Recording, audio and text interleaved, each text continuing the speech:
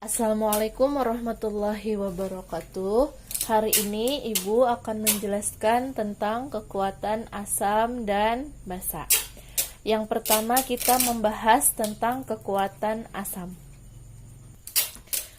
Nah, ternyata menurut Arrhenius, asam itu terbagi menjadi dua. Yang pertama asam kuat, yang kedua asam lemah. Nah, kemudian apa saja perbedaan dari asam kuat maupun asam lemah, serta bagaimana kita menentukan kekuatan asam kuat dan asam lemah tersebut.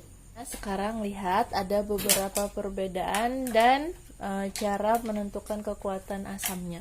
Yang pertama, perbedaan dari asam kuat dan asam lemah. Yang pertama, asam kuat merupakan asam yang terionisasi sempurna dalam air, berarti reaksinya hanya berlangsung satu arah.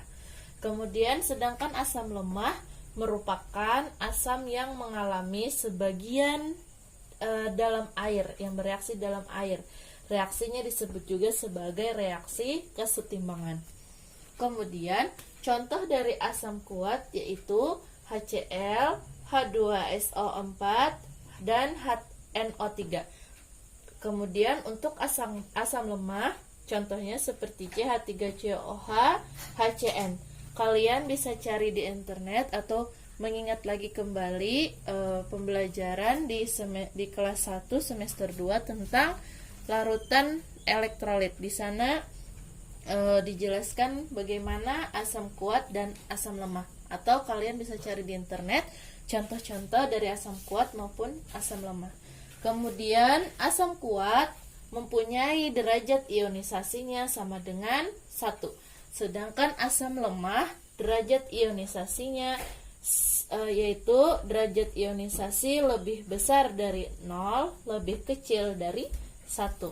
Nah, bagaimana untuk menentukan kekuatan asamnya? Ternyata kekuatan asam itu dilambangkan dengan H+ dalam kurung, atau disebut juga sebagai konsentrasi H+, di mana apabila asam kuat, cara menentukan H+ konsentrasinya yaitu dengan ditentukan dari besar valensi asamnya. Kemudian kalau di asam lemah, konsentrasi H+-nya didapatkan atau dapat ditentukan dari derajat ionisasi dan ketetapan kesetimbangan ionisasi asam yang telah diketahui. Nah, kemudian bagaimana rumusnya dari kekuatan asam kuat maupun kekuatan asam lemah? Yang kita bahas pertama yaitu kekuatan asam kuat. Rumus dari kekuatan asam kuat yaitu konsentrasi H+ sama dengan X dikalikan dengan konsentrasi HXA. Di mana keterangannya yang pertama, konsentrasi H+ itu sama dengan konsentrasi asam, dan X merupakan jumlah ion H+ ataupun jumlah valensi asam. Mari kita lihat contohnya untuk menentukan nilai X atau nilai ion H+ maupun valensi asam. Ibu punya contoh senyawa HCl kita ionisasikan atau kita reaksikan menjadi H+ plus Cl-, di mana tanda panahnya hanya satu arah karena dia tadi reaksinya berlangsung satu arah. Kemudian bagaimana menentukan valensi asamnya atau ion H+-nya? Kita lihat di sini, ternyata H+-nya hanya ada satu H+, berarti X-nya sama dengan 1. Nah, Ibu punya contoh yang kedua, misalkan ada senyawa H2SO4, maka kita reaksikan karena dia berada pada asam kuat, maka reaksinya berlangsung satu arah atau panas satu arah. Ingat yang contoh di Arrhenius kemarin, jika di sana ada sudah reaksinya, jika H2SO4 direaksikan menjadi H+ plus SO4 2-, Berarti di depan sini ada 2. Karena H-nya di sini ada 2 sehingga kita harus seimbangkan, maka yang sesudah reaksi berarti H plusnya harus juga 2. Berarti di sini juga 2. Ingat buka lagi yang minggu kemarin pembelajaran minggu kemarin di bukunya ada di sana. Nah, ternyata setelah direaksikan H plusnya mempunyai jumlah ion H plusnya ada 2 atau valensinya ada 2. Berarti X-nya sama dengan 2.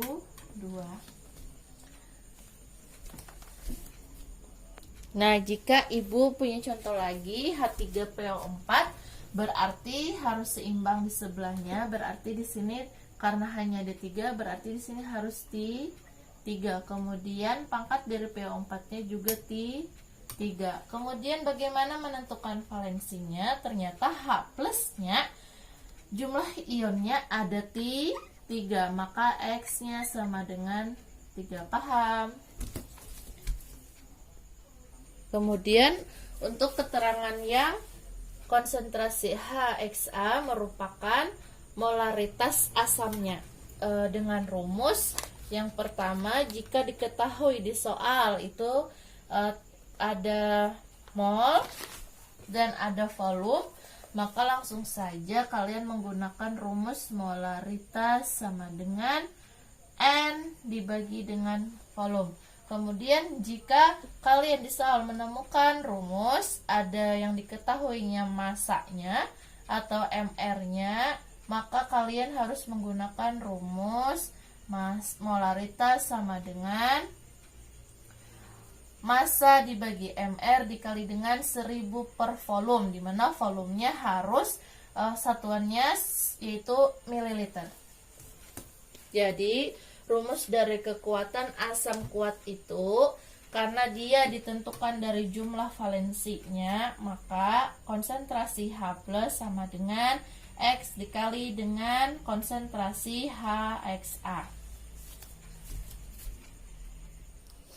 Kemudian kita ambil contoh soal di buku, lihat halaman 11. Di sana ada contoh soal yang nomor 1. Tentukan konsentrasi H+ dalam larutan HClO4 dengan 0,01 molaritas. Berarti kita cara menghitungnya kalian harus menuliskan di mana harus dicari, diketahui, ditanyakan, dan penyelesaian. Mari kita hitung. Yang pertama diketahui. Di sana yang diketahui yaitu konsentrasi HClO4 yaitu sebanyak 0,01 molaritas. Berarti konsentrasi HClO sama dengan 0,01 molaritas. Apakah ada yang diketahui lainnya? Ternyata tidak ada. Kemudian yang ditanyakan. Apa yang ditanyakan di sana? Berarti yang ditanyakan di sana adalah konsentrasi H+. Kemudian penyelesaian. Penyelesaian di buku HClO4 merupakan asam kuat. Di sana HClO4-nya kita reaksikan terlebih dahulu. Berarti HClO4 kita reaksikan panas satu arah menjadi H+ ClO4 min. Untuk menentukan valensinya, ingat tadi cara pertama kita harus menentukan valensinya. Berarti di sana H+-nya hanya ada 1, berarti X-nya sama dengan 1. Kemudian di sana baru kita masukkan ke rumus. Rumusnya tadi H+ sama dengan X dikalikan dengan konsentrasi konsentrasi HClO4, di mana X-nya tadi atau valensinya tadi ada 1, berarti kita tulis 1 dikalikan dengan konsentrasi HClO4. Di sini diketahui konsentrasi HClO4-nya yaitu 0,01 molaritas, berarti 0,01 molaritas. Kita kalikan, berarti 1 dikali 0,01 molaritas sama dengan 0,01 molaritas. Atau bisa juga kita tuliskan H plus sama dengan 1 dikali dengan 10 pangkat min 2 molaritas. Kenapa kita tuliskan seperti ini? Karena biasanya untuk menentukan tetapan kesetimbangan asam yang berikutnya kita akan pelajari, kita menggunakan tulisan 1 kali 10 pangkat min 2. Didapat di mana 10 pangkat min 2? Kalau kita bagi kalau min 2 berarti kita dibagikan dengan 10 pangkat min 2 itu sama dengan dibagi dengan 100, berarti 1 dibagi 100 hasilnya 0,01. Kalau kita tuliskan seperti ini. Paham? Kemudian untuk menentukan kekuatan asam lemah yaitu dengan cara rumus turunan dari tetapan kesetimbangan ionisasi asam. Misalkan ibu mempunyai kesetimbangan larutan asam Ha, di mana kita reaksikan konsentrasi Ha bereaksi menjadi H plus amin. Panahnya ada 2 karena dia merupakan reaksi kesetimbangan. Maka untuk menentukan tetapan kesetimbangan ionisasinya dengan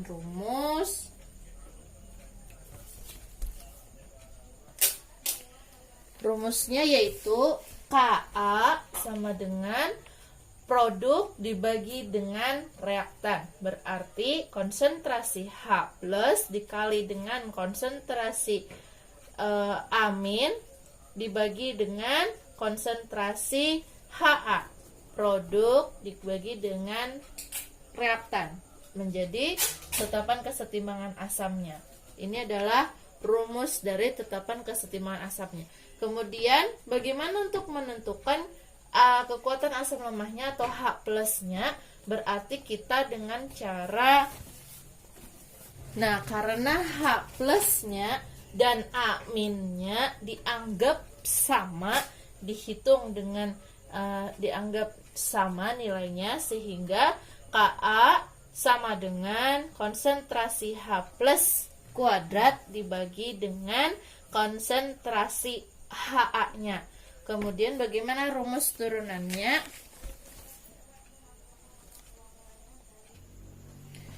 Berarti kita kalikan silang untuk mencari nilai konsentrasi H plusnya. Berarti konsentrasi H plus kuadrat dikalikan dengan 1. Kemudian Ka-nya dikalikan dengan konsentrasi Ha. Berarti konsentrasi H plus 2 kali atau kuadrat dikali dengan 1 sama dengan Ka dikalikan dengan Ha, konsentrasi Ha. Konsentrasi H plus kuadrat kali 1 kan berarti konsentrasi H plus pangkat 2 atau kuadrat sama dengan Ka dikalikan dengan konsentrasi Ha. Kemudian untuk mencari konsentrasi H plusnya saja, berarti kuadratnya kita pindahkan ke ruas kanan, berarti Ka berarti sini pangkatnya pangkatnya 1, berarti karena dipindahkan ke ruas dibagi 2 menjadi setengah. Ka pangkat setengah dikalikan dengan Ha, sini juga 1, berarti dipangkatkan menjadi 1/2. Kemudian kita juga bisa tuliskan untuk mencari konsentrasi H plusnya, karena pangkat setengah itu sama dengan akar, berarti kita akarkan saja dia menjadi akar Ka dikali dengan H konsentrasi Ha. Sehingga rumus yang kita pakai yaitu konsentrasi H plus sama dengan akar Ka dikali dengan konsentrasi Ha. Keterangannya untuk H plus dia sama dengan yang asam kuat tadi, berarti konsentrasi H plus.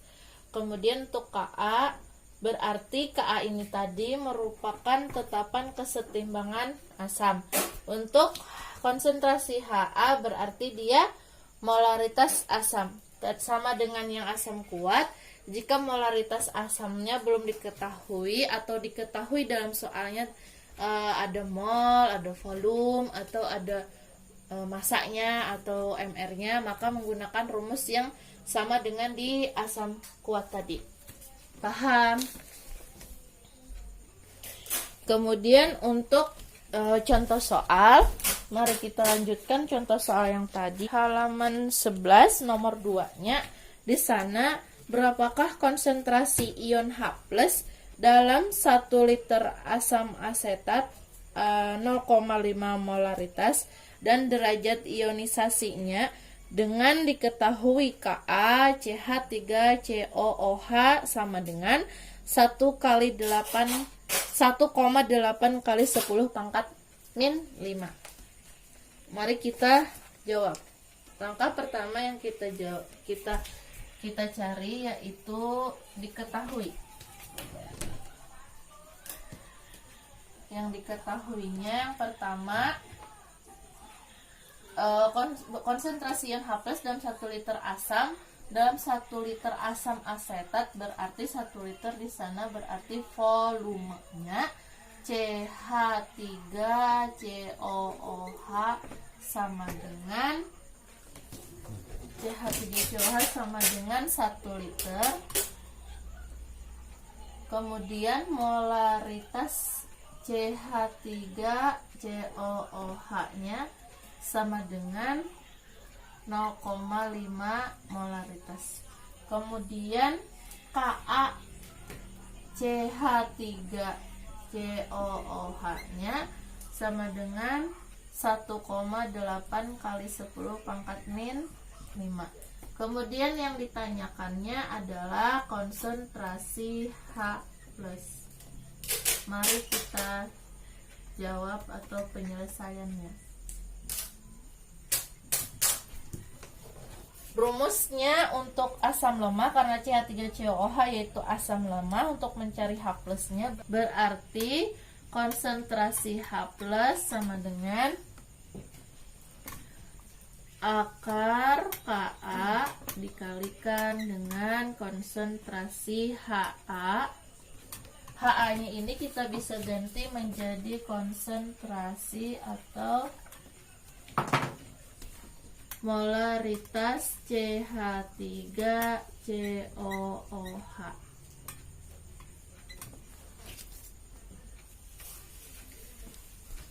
Di sana Ka-nya sudah diketahui berarti 1,8 kali 10 pangkat min 5. Mari kita tuliskan 1,8 kali 10 pangkat min 5 dikalikan dengan konsentrasi CH3COOH molaritasnya. Kenapa kita langsung masukkan ke molaritasnya padahal sudah diketahui volume, karena dia sudah diketahui molaritasnya sehingga kita tidak perlu menghitung kembali molaritas pada CH3COOH. Andai soal itu tidak diketahui molaritasnya, hanya diketahui volumenya dan ataupun molnya saja atau mr-nya tadi saja, baru kalian menghitung molaritasnya. Kalau sudah diketahui molaritasnya walaupun ada volume, ini berarti sebagai pengecohnya. Di sana molaritas CH3COOH-nya yaitu 0,5 molaritas.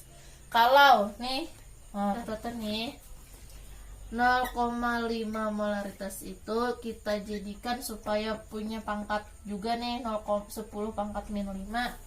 Seperti itu, berarti 0,5 itu desimanya bila kita jadikan seperti ini, berarti 5 itu dibagi dengan 10, berarti 5 dikali 10 pangkat min 1. 10 pangkat min 1 kan sama dengan 1/10, berarti 5 dibagi 10 kan nilainya 0,5. Pahamlah untuk mengubahnya lah. Berarti mari kita masukkan dikali dengan 5 kali 10 pangkat min 1. Tinggal dikali 1,8 kali 5 berarti 9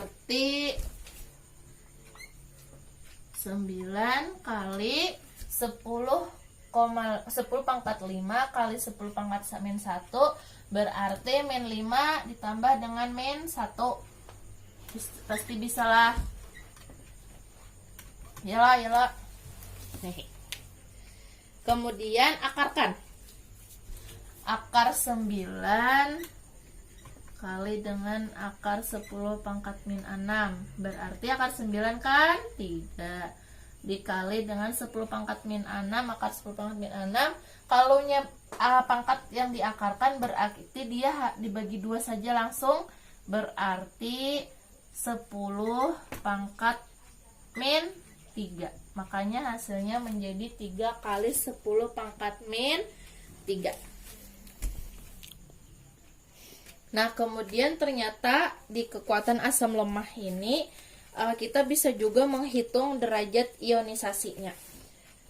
Di sana di buku ternyata derajat ionisasi dari kekuatan asam lemah dirumuskan sebagai berikut, yaitu derajat ionisasi sama dengan akar Ka dibagi dengan konsentrasi Ha. Contohnya kita lanjutkan soal yang tadi, ternyata dia juga meminta untuk perhitungan derajat ionisasinya. Contohnya tadi sama dengan soal yang tadi, diketahuinya sudah ya yang tadi ya, sama ditulis juga ya. Kemudian kita langsung saja mencari ditanyanya, yaitu derajat ionisasinya. Penyelesaian berarti karena di sana sudah diketahuinya, kalian sudah diketahui, langsung saja kita masukkan ke dalam rumus. Berarti Ka-nya dibagi dengan konsentrasi CH3COOH. Ka-nya nilainya sebesar 1,8 kali 10 pangkat min 5 dibagi dengan 5 kali 10 pangkat min 1. Langsung dibagi saja, berapa nilainya? 1,8 dibagi dengan 5 berarti 0,36 dikali 10 pangkat min 5 dibagi dengan 10 pangkat min 1, berarti bila bagikan pangkatnya berarti dikurang min 5 dikurang dengan min 1 berarti 10 pangkat min 4. Kalian pasti sudah bisa. Kemudian baru kita akarkan 0,36, akarkan 0,36 dikali dengan akar 10 pangkat min 4. Yang 0,36 kita akarkan menjadi 0,6 kali 10 pangkat min 4-nya berarti 10 pangkat min 2. Supaya sama seperti di buku, hasilnya 6 kali 10 pangkat min 3, berarti kita geserkan menjadi 6 kali 10 pangkat min 3.